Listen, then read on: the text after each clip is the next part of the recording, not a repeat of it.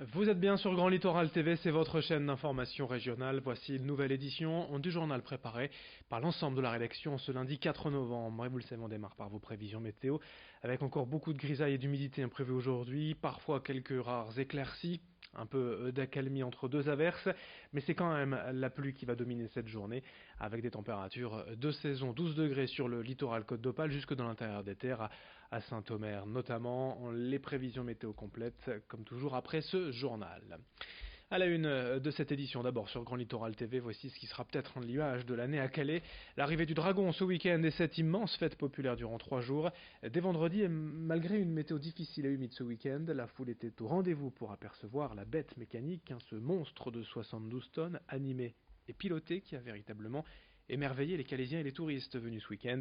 Ses créateurs de la compagnie La Machine étaient pleinement satisfaits de ces 3 jours de fête, et ce malgré une petite panne hier matin. Les festivités se sont terminées pour ce week-end d'une part, mais le Dragon lui va rester à Calais pour de bon, et le public l'a parfaitement apprivoisé. Explication au micro de Corentin Escaillé avec François Delarosière, le créateur du Dragon. Le Dragon de Calais est quand même le défi mécanique le plus important qu'on ait jamais tenté. La machine pèse 75 tonnes, elle est animée par 17 opérateurs, elle crache des flammes par son dard, elle a une queue escalier qui pèse plus de 7 à 8 tonnes, et c'est vraiment un défi technique, aussi dans le temps, parce que réaliser en 2 ans une machine de cette dimension et de ce poids, et puis arriver à en faire un spectacle, c'était vraiment un défi pour toute l'équipe. On a fini par travailler en 2-8 et des nuits entières pour finir cette sculpture vivante, on va dire, qui est quand même assez détaillée, assez léchée. Et pour moi, c'est un objet réussi. Et puis on voit que le Dragon a tout de suite happé le cœur des Calaisiens. À Calais, toujours, le ministre de l'Intérieur Christophe Castaner est également venu découvrir le Dragon ce vendredi, mais après les festivités, il a surtout évoqué la situation migratoire, toujours aussi tendue dans la région. Christophe Castaner n'a pas manqué de soutenir la ville de Calais et la maire Natacha Bouchard dans ces moments difficiles, en parlant à plusieurs reprises de la reconquête de Calais. Pourquoi pas par le biais culturel, selon lui. Le ministre a notamment soutenu la décision de la ville d'interdire les points de rassemblement et de distribution de nourriture par les associations aux migrants ce week-end sur le parcours du Dragon, ce qui avait fait débat. Explication recueillie par Morgan Reylan avec Corentin Escaillé. On écoute Christophe Castaner.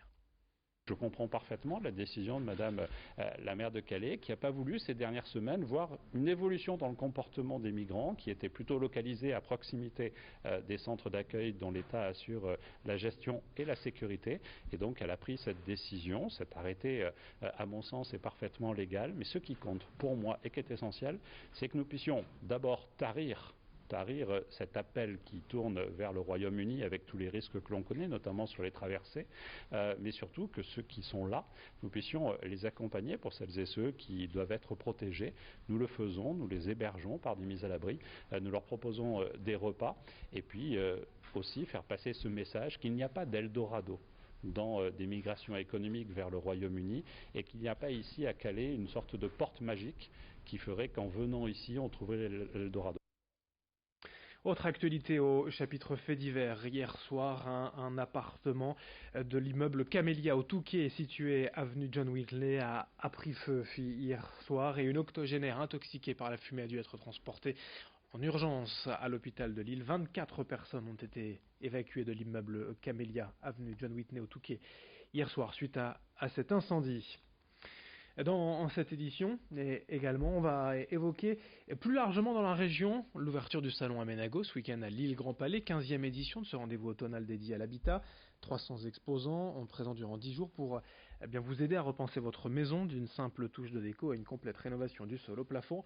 Plusieurs temps forts sont également proposés cette semaine et le week-end prochain, si vous avez ne serait-ce qu'un projet de rénovation, de construction, ou pour changer votre déco. Explications et conseils au micro de Florine Curec. Nos exposants en fait, proposent des solutions sur mesure en fait, pour les clients.